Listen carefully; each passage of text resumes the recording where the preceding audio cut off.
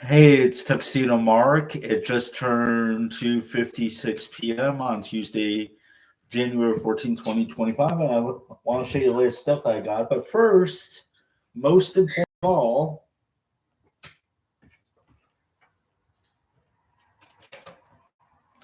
meet Domino. I got him 3 days ago. I first saw him 3 days before that on the 18th. Um, I'd gone to see Sonic the Hedgehog 3 in the theater, and there's a pet supermarket in the same plaza. So I decided to go in there as usual just to look at the animals.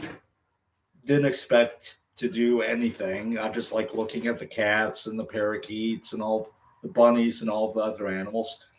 And Domino just happened to have been dropped off like a minute or two before. Um, there was no information on the cage about him yet. The lady walked away with an empty pet carrier. Now, I thought she was getting the cat. Turns out she was dropping him off because she's from a shelter. So I went to the front checkout, asked about the cat. They quickly went out and brought the lady back in. And I talked with her for a bit. And eventually, on the morning 3 days ago, I went at 9 a.m. when they opened and picked them up. I had to fill out an application back on the 18th. They took a look at it and all that stuff. The lady left as I was filling out the application, so she actually had to come back and pick it up. And so, yeah, on the 10th, she called me and she's like, "Yeah, I think we're gonna make this work." And she said 9 a.m. or she asked me what time would be good. I'm like, I can be there at 9 when it opens. So yeah, I picked up Domino. Didn't expect to get another cat at all. But the timing of him being dropped off like a minute or two before I actually showed up and saw him, I just couldn't ignore that. So as per the lady's suggestion, I put Domino in my mom's bathroom. That's his room for the night, and when I'm out of the house, um, so like whenever I go to work or out or whatever, I'd put him in his room. Uh, but when I'm home, I let the cats interact with each other. Sorry, I got a bit of a cold. Hoping to get over it soon. But anyway, Hermione was the first cat that took an interest in him, and she's the one that became accepting of him and comfortable around him first. She will sleep on the little table that I use for a footstool in front of my chair in the living room, even with Domino around. So she's comfortable around him already. Coco sniffs Domino. They'll pass each other. Coco will take a sniff. They'll Coco, I think, is okay with Domino. Miss Kitty, who's currently using the litter box, is the one that took the longest amount of time to get comfortable with Domino. So it's like she exiled herself into the breezeway to be far away from Domino. But I think, oh, sorry, no, Domino's the one that was using the litter box. I thought it was Miss Kitty. They look pretty similar, but Domino's smaller and his face is more black. Um, but anyway, Miss today I decided to put them all in this side of the house while I went out for a few hours and just looked around and stuff like that. And they seem to have started getting along kind of. Miss Kitty and Domino will sniff each other and stuff like that. So I think they're mostly okay with each other, although Miss Kitty will still hiss at him.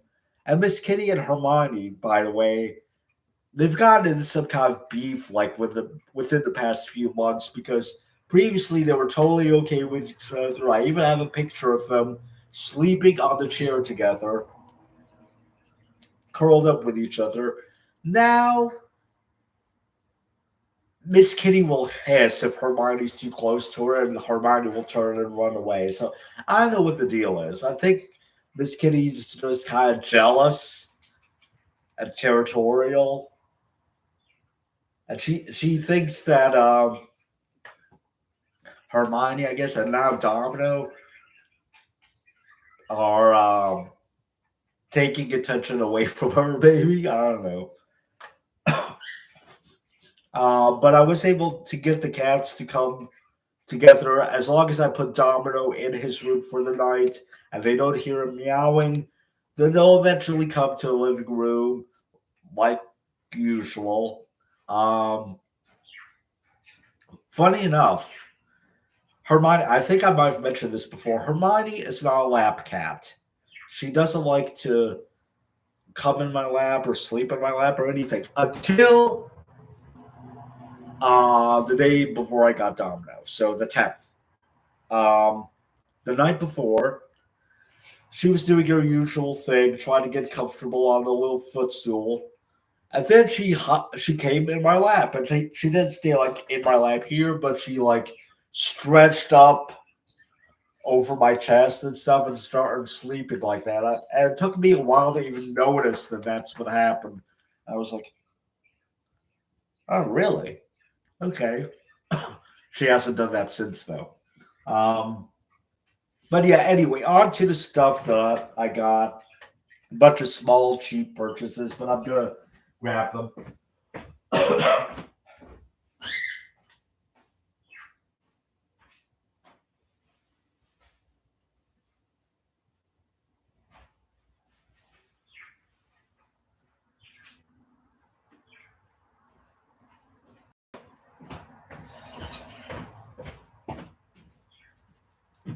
Okay.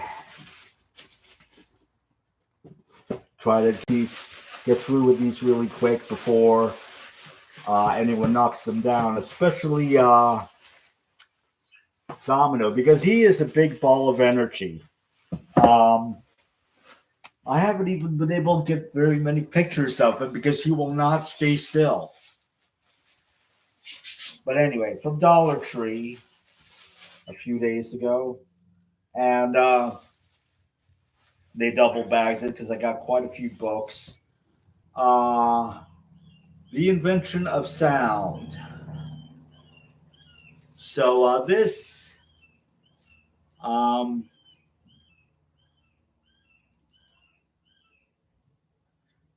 I think it's like I don't know if it's a novel, but I'm guessing it's kind of a fictional account of like I have just from reading the blurb about the woman that recorded the Wilhelm scream. You know that common scream that's used in a lot of Hollywood films. I think that's what this is about. Um, but yeah, it's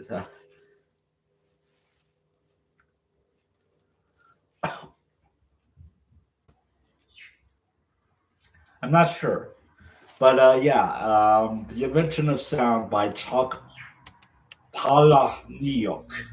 I'm probably butchering that, but anyway.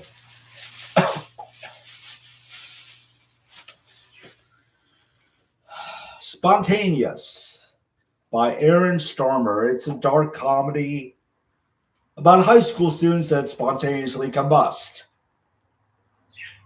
Yeah, and apparently he wrote another book called Meme. Yeah, this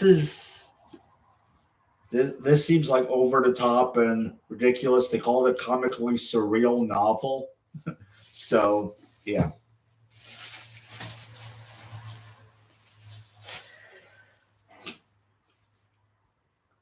with Teeth by Kristen Arnett. So this two mothers and difficult son. So it's about marriage, parenthood, and love. So yeah, nothing fantastic or anything in this one. It's just two women trying to deal with their son, who's apparently a handful.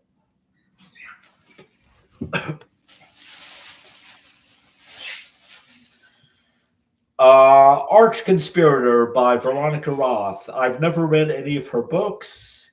This one is really thin.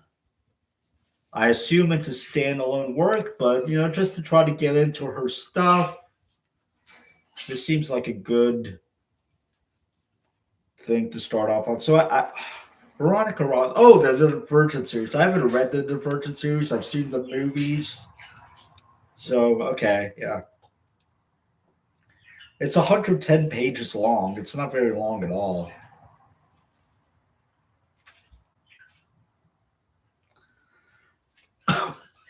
Okay.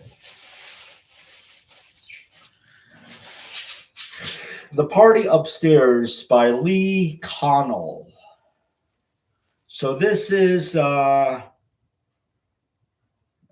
see, New York apartment building.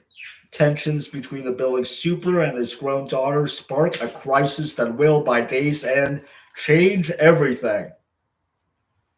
Okay, so some kind of family drama type of thing.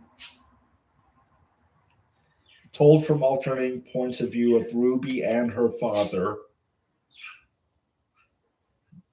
The party upstairs builds from the spark of an early morning argument between them to the ultimate conflagration to which it leads by day's end. By the time the ashes have cooled, the facade that masks the building's power structure will have burned away and no party will be left unscathed. Okay, really dramatic sounding. We'll see. Now, but I got a bunch of these, and I went back the next day to get one that I thought I had already picked up, but I hadn't. This is a horror series for kids, kind of like Goosebumps, but it's called Creepers. It's by Edgar J. Hyde. Don't know if that's his real name or not. But anyway, here we got The Piano,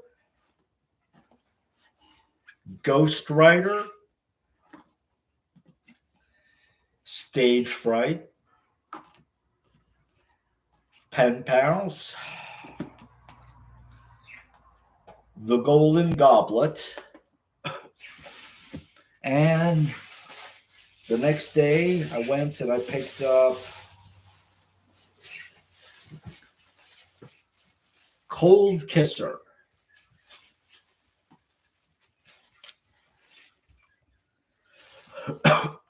So, yeah. For some reason, I'm not. This bag is generic, but anyway. So, yeah, that's that for the books. Now, recently from some thrift stores, picked up some DVDs and Blu-rays. Crouching Tiger, Hidden Dragon. Obviously, I heard of it back in the day, never saw it.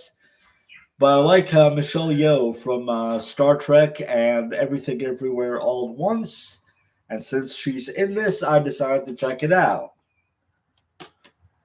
And these were like $1 each, basically.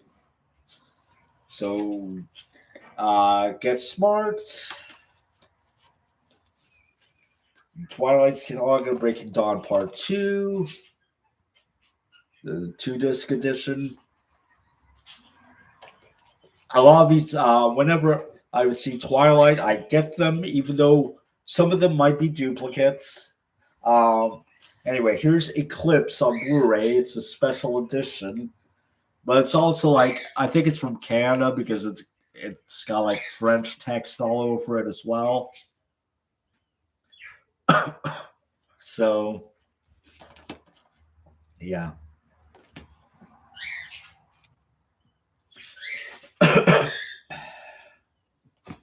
And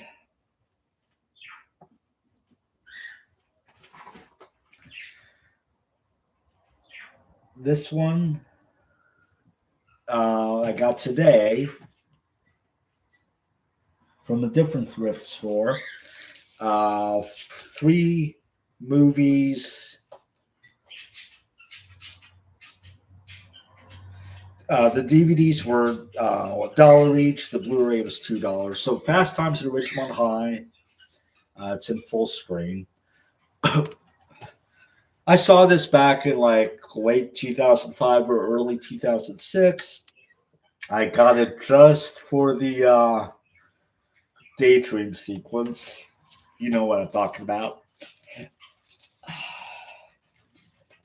Now here we got Forgetting Sarah Marshall, a comedy starring Kristen Bell from Frozen and Gossip Girl and all of that. So, and Veronica Mars, right? Yeah. So I look forward to watching it. Always love that graphic nudity. Okay. Blu-ray. Now we got Twilight Breaking Dawn Part 2, which I did just get on DVD, but now we got the Blu-ray.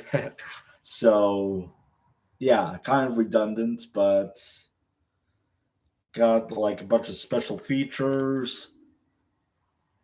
So yeah. Anyway, that's it. That's all that I have.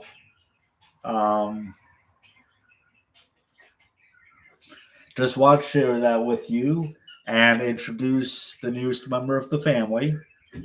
So yeah, that's it. It's 3:03 p.m. and that's it. Thanks for watching.